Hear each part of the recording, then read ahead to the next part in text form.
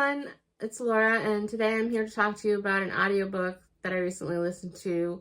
It was a short, novella audiobook, and it was called Mirror Mirror, Paranormal Halloween RomCom. And I'm basically, if you can't tell by the last few, binging anything that has Halloween, autumn, fall, or anything supernatural on Everend as I work, and trying to keep my mind busy. And some are hits and some are misses, and this was a definite miss. But it was a miss, kind of like a car crashes, that it was a very short audiobook. The book itself is only, the book or novella is only 130 pages, according to Amazon. So super short, but it was like a car crash. I could not turn it off, even though I wasn't enjoying it at all. I just had to see it through. And the basic story is that Adele is she's sharing a house with her best friend, Ben. And they've been friends for about a decade at this point. They've known each other since college. They go to a mutual friend's wedding, and at the wedding, her friend encourages her to go to, I forget if it's the groom's great aunt or if it's a groom's grandmother or something. She has a tent set up with fortune telling to go get her fortune read. Now, Adele doesn't believe in any of this stuff, so she's highly against it, but she's heavily pressured to get her fortune read. So she goes in. It's very ominous. It's very spooky. And the audiobook had probably a stereotypical, like, gypsy fortune teller kind of accent, which seemed a little sketchy to me.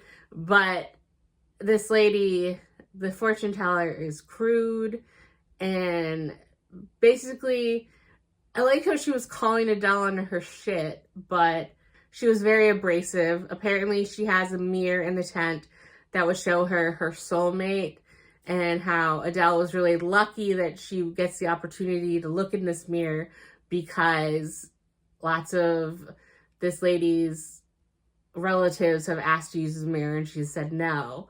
Well, Adele looks in, and who does she see? Ben. So Ben is supposed to be her fated pair, and she's against it and aghast and everything, and knows that Ben doesn't like her. And so then they basically get into situations, and then the fortune teller, I forget what the fortune teller's name even is, but the fortune teller's granddaughter or like niece or something like that is basically only in town for a short while, but she wants to have basically a physical relationship with Ben while she's there. And so Adele gets jealous, but it takes her a while to even admit that she's jealous and that she does like Ben. And the fortune teller just keeps popping up. So it's almost like she's like a genie or something instead of a fortune teller, because Adele will just be like in her bedroom at her house at night, and then like poof, the fortune teller's there. And then she'll be at work, and then poof, the fortune teller's there. She'll be in the middle of the woods, and then poof, the fortune teller.